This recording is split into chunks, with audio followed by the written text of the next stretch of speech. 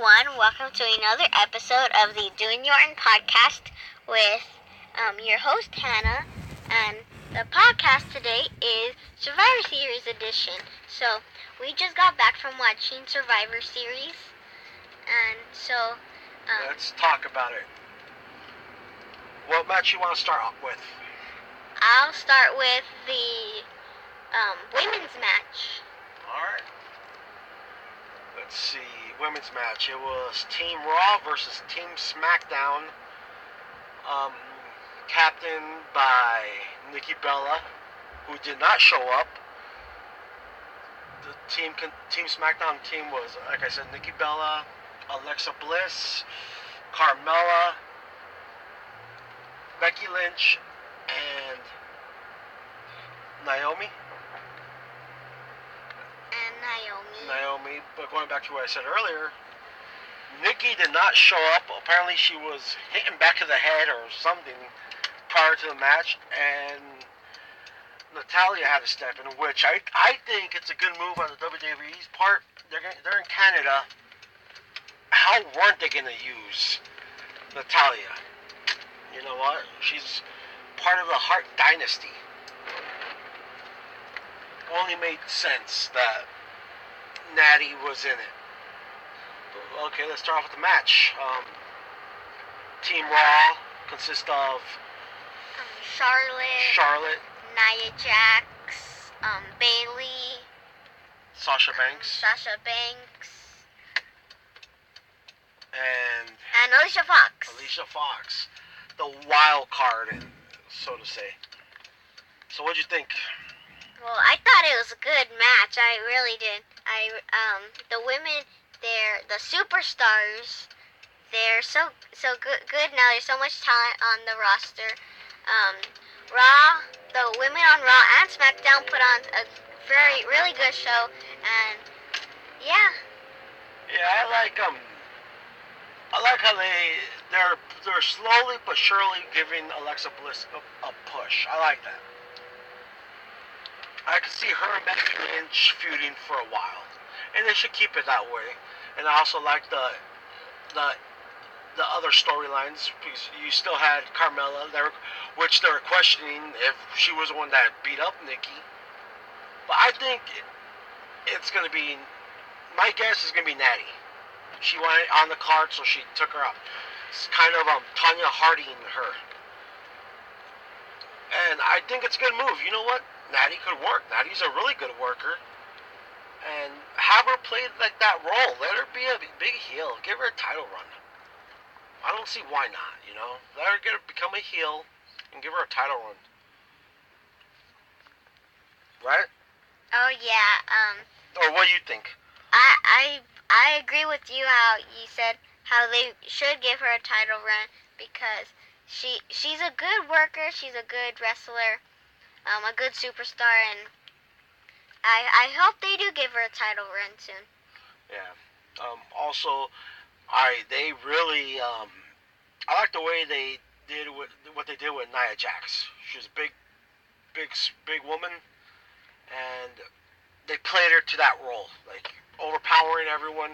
How about that double suplex she did on Alexa Bliss and Becky Lynch when they were trying to suplex her, but she turned it on them? For a second, when Becky Lynch and Alexa Bliss were actually gonna suplex her, I actually thought they had a chance for a second. But you can't sink a ship just with the firecracker. With the firecracker. So Corey Graves said that. It actually made sense. You can't sink. He said you can't sink a battleship with a firecracker. No, but that was good. All in all, that match again. The women are no longer surprising to me. They're good workers. They put on good shows. That's pretty much it for me when it comes to that match. I was not disappointed. Like the way it went. Could have seen more of Bayley in the ring, except for the last minute or so. But besides that, yeah, it was, like I said, nothing to be disappointed with the women. They're doing their thing. Okay, well, so Dad, yeah. What do you give this match? 1 out of 10, 10 being the best. Oh, 1 out of 10, 10 being the best? I'll give it a strong 9. Just, I know I just saw those great things about the women workers, but I really didn't like the way it ended with Becky Lynch. I kind of seen that coming when she didn't want to let go, and she didn't want to let go of Bayley's arm, and Bayley was hooked on the ropes. I seen where they were going to head with that, so that's why I would have preferred Charlotte beat Becky Lynch, just to be more like to have Charlotte be able to cut a good promo tomorrow night on Raw. You know, that's why. Just for that one reason. But how about you? What do you give it? I don't know. I don't know. I'll give it a 10. Oh wow! Hey, you know what? Nothing to be ashamed of. That was a good match. Like, it was just mean. It's mean nitpicking. That's why I didn't give it a 10. But besides that, yeah, it was a good match.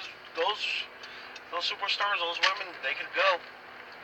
Okay, moving on to the next match. Sami Zayn versus The Miz. The Miz.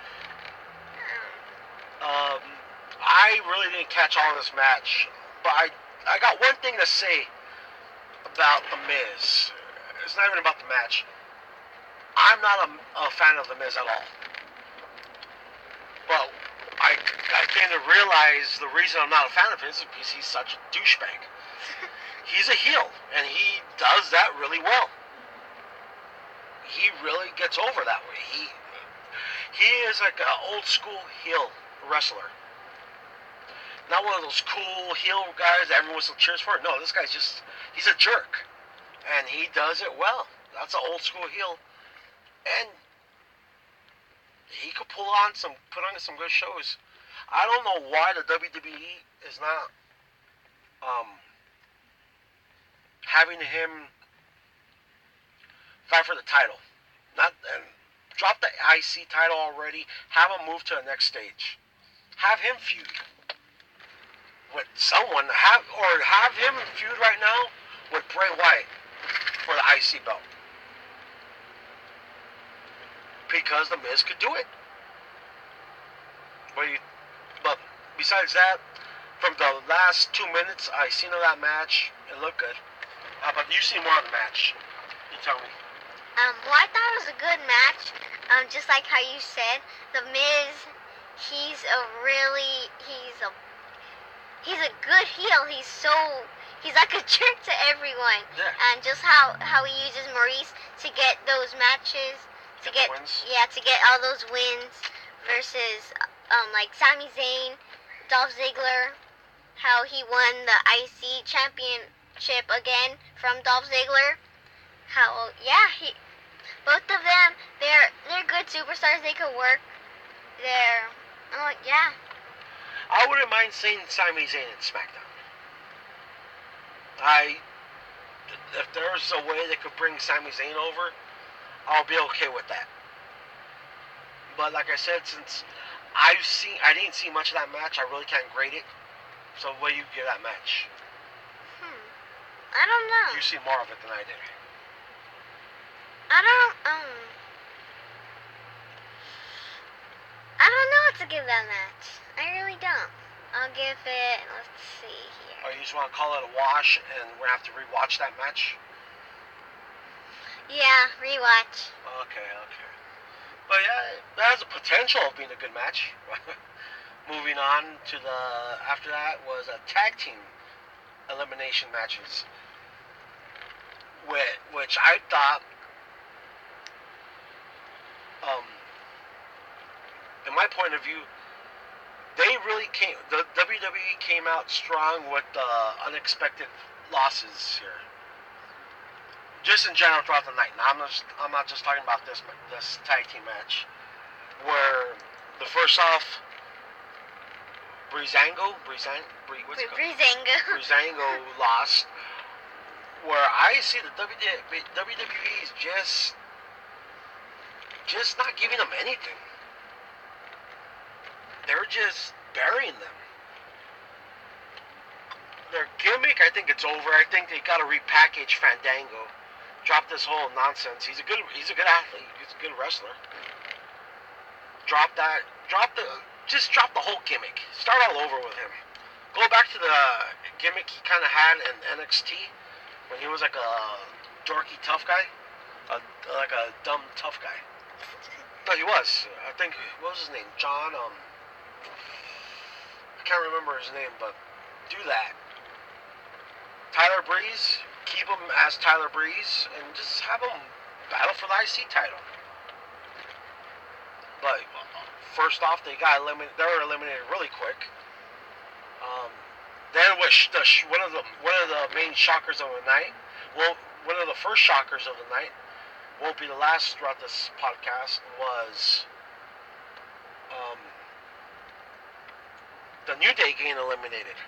Kofi Kingston getting super kicked and just being pinned. Right? Yeah, I was really surprised on that one.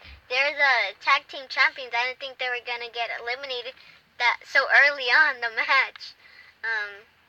Well, when one of the Usos he had super kick Kofi, I didn't think it was gonna be that fast. They were gonna get eliminated, so they counted. So the ref counted to 3. It was a big shocker for me. Yeah, I was like, okay. So after that, it looked like they're pushing Big Cass and Enzo one more time. They're pushing them again because they were in there for a while, and again the burial of the club continues. I understand that they beat 2 people, right? They beat American Alpha and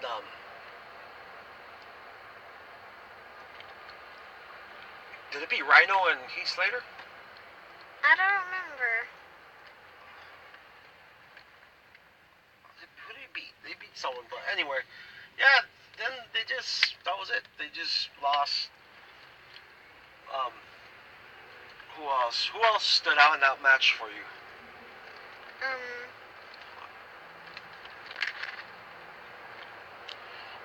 Let's see. Who else? Yeah, but like I'm saying, I think the big push is coming for Cass and Enzo. They'll probably be putting straps on as soon as New Day gets the longest reigning tag team champions. They beat Demolition's record. I believe they're just gonna lose it. They're gonna lose it like the night after, and they're probably gonna put on Enzo and Big Cass.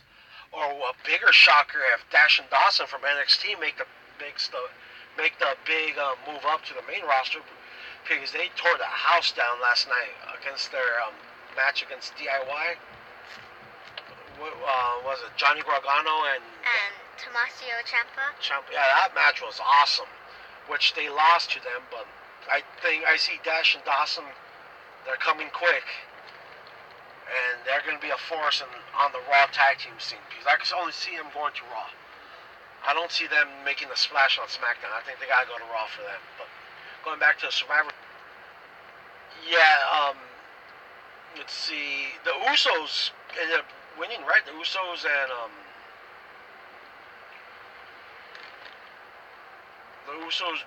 ended up beating. My mind's going blank. Mine too.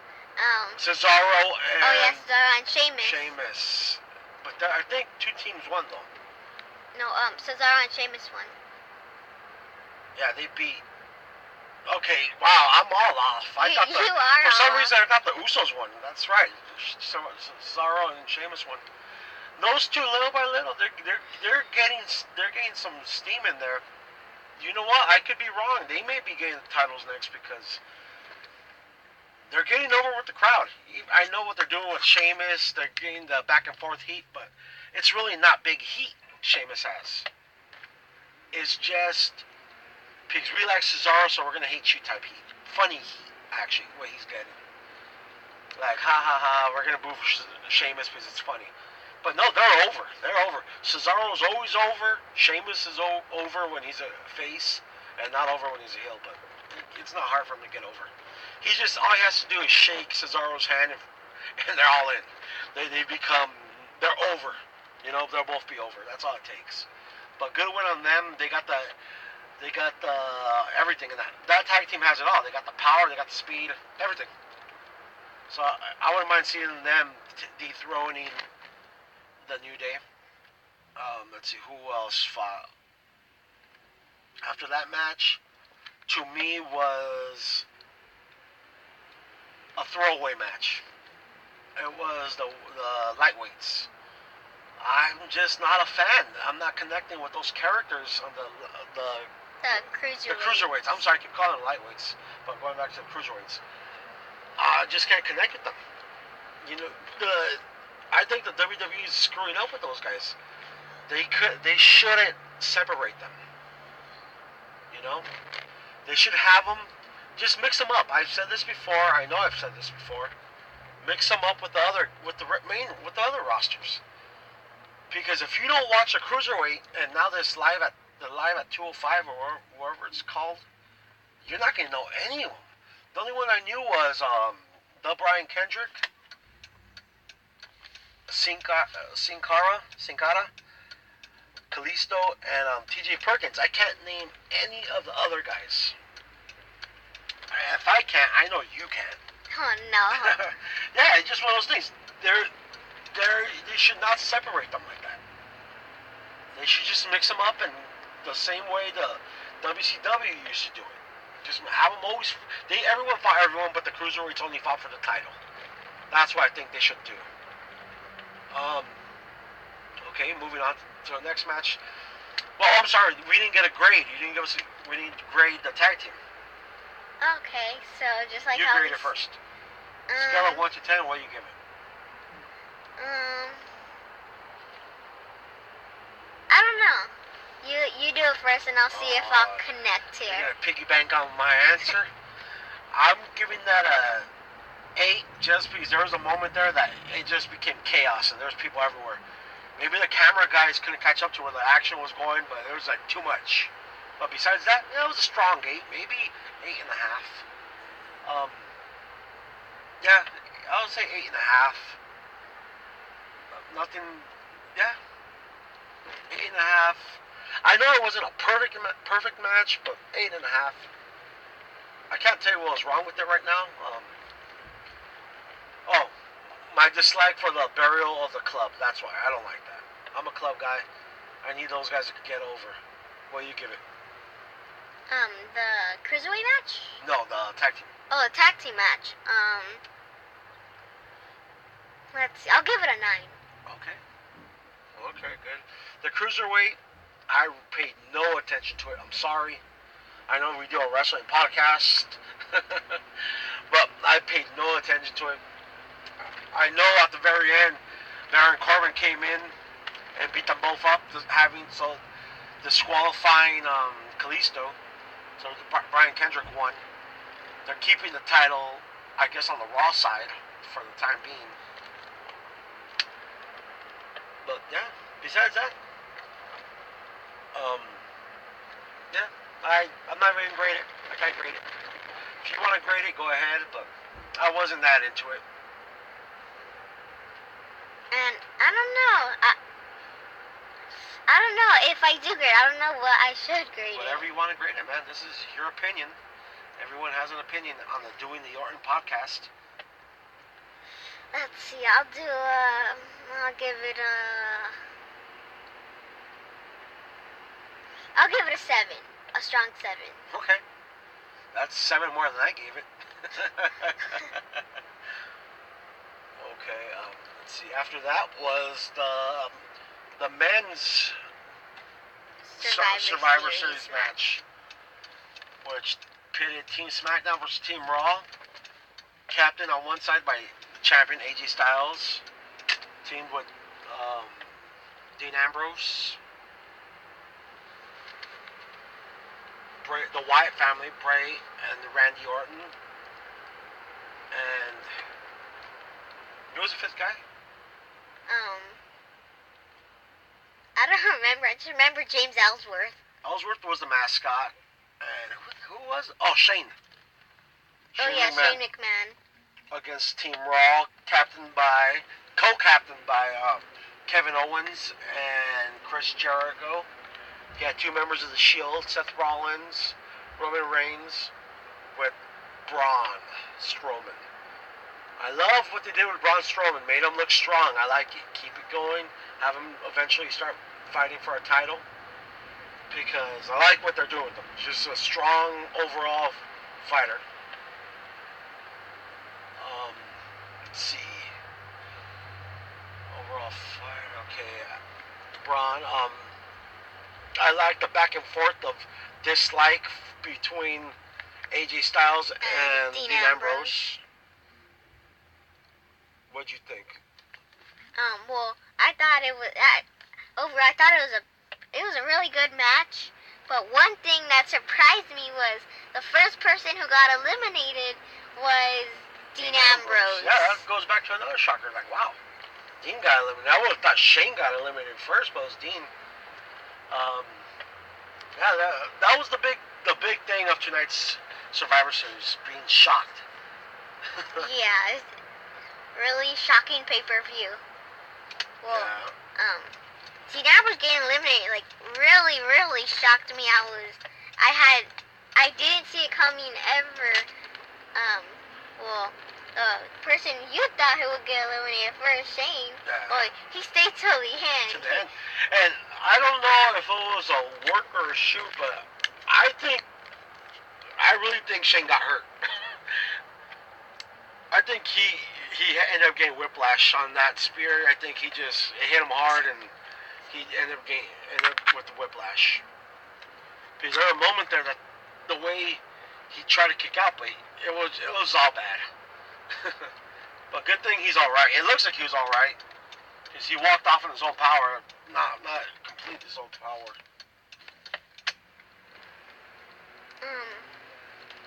Well, yeah, how you said he got whiplash. You think he got whiplash? Yeah. He was gonna do the coast to coast from corner to corner. Yeah. And right when he got to the middle, Roman Reigns speared him. With the spear, yeah. Well, he was already kind of hurt before because he dropped the big elbow. Yeah. And Shane, actually, believe it or not, he was in the match for a while. He handled a lot of that match. Good for him. I love the way Braun was eliminated. You don't remember how Braun was eliminated? He got counted out. Oh, yeah, he got counted out. I remember. Why was he counted out? Let's see. I have no idea. What? You're all excited. Ellsworth. Oh, yeah, I forgot. When Braun Strowman was getting up, I just saw two little hands holding his foot. I got so excited because right away I knew it was James Ellsworth. And Braun Strowman's such a big guy, he just pulled James Ellsworth right out under the ring with his foot. Yeah. And we got so excited. I actually like what the WWE's doing with Ellsworth. You know what? I know Ellsworth's starting to get a lot of hate on social media and stuff like that. I love what they're doing with them. Just how he pisses AJ off, how he's backing Dean. But now, like earlier on the pay-per-view when Braun ran into him and they looked at each other and he tells him, "Don't I know you?" And Ellsworth ran off. He's becoming that thorn in the side of everyone. I like what they're doing with him. I keep it up. Let's see, but all in all, it was a good match. We saw a very quick return of the Shield. Oh yeah, Sierra Hotel, India Echo Lima Delta, the Shield. I was so excited. They ganged up on AJ Styles.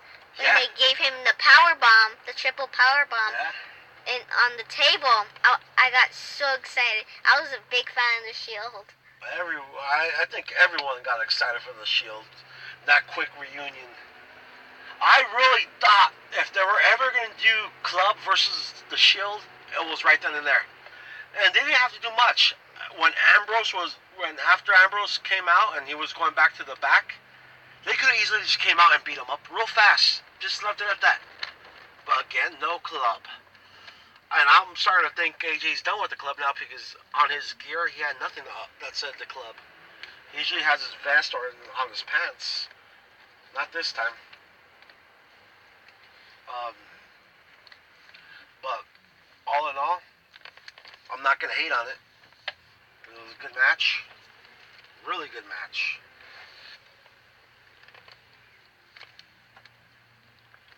And let's see, that was a great match. And the Wyatts. The Wyatts. The Wyatts doing their thing, man, with Randy Orton. Right?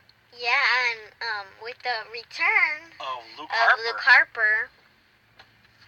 Yeah, the Wyatts. They're giving. I think Bray should get a big push. What do you think? Oh yeah, I think Bray should get a push, just like how you said, where put any title on him. I don't. At this point, I don't care. You know.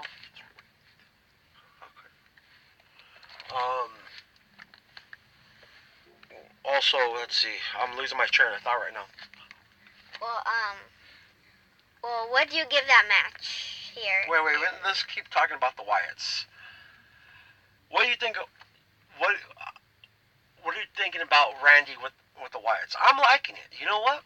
He's becoming more and more of the firepower behind the Wyatts. You know, he's becoming that. If I could say, they're Hangman Page of the Bullet Club. I think that's what Randy's becoming. If you get that analogy, he's becoming the gun, the guy to finish everyone. You know. And I like it. I'm okay with Randy being part of the Wyatt family for a while. I don't think they should take him out soon. I think they should leave him as a Wyatt member for a while. For a few months at least. But I like it. How about that RKO on Seth Rollins? When he was mid-frog splash.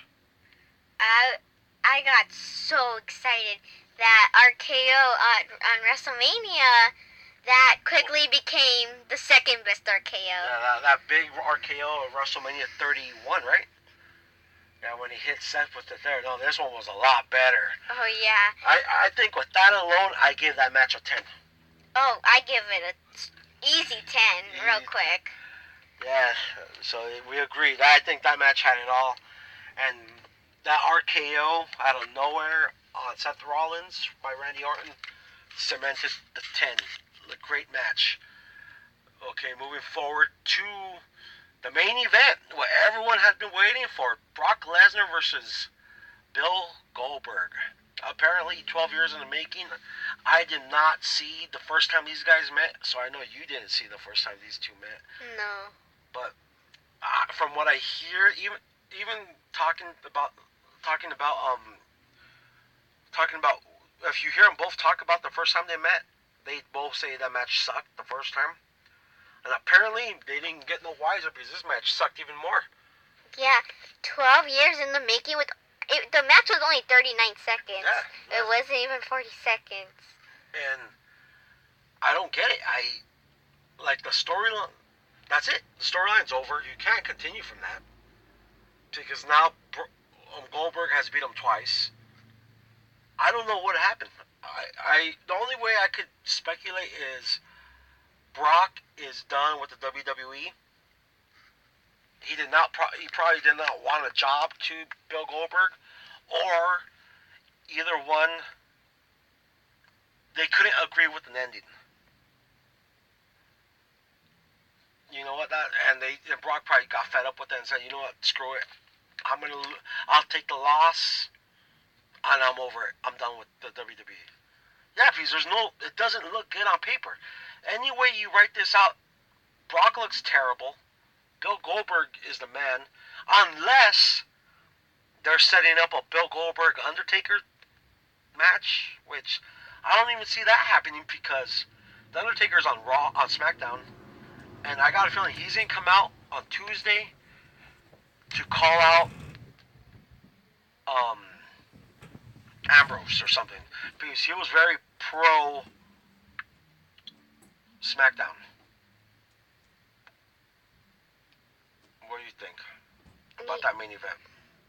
Well, at the end, I was really confused on the ending. It wasn't, the match wasn't long at all.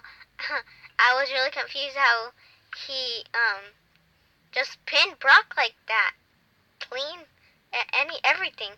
I was really confused at the ending. It was 12 years in the making just for 39 seconds. Yeah.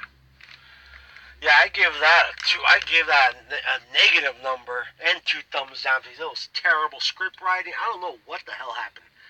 Yeah, the more you think about it, you can only speculate what could have happened backstage. But besides that, I don't agree with how. There's no way that match looked good to anyone that wrote it. It doesn't look good on paper. It just don't. Um, it's terrible. It is a terrible, and I feel sorry for the people that bought tickets to go watch it. They built it so did a good. They did good by promoting it, by building it up, and they just came with crap. Or the earlier this month, Goldberg came out twice and really didn't look that sharp. Once against Rusev by falling over.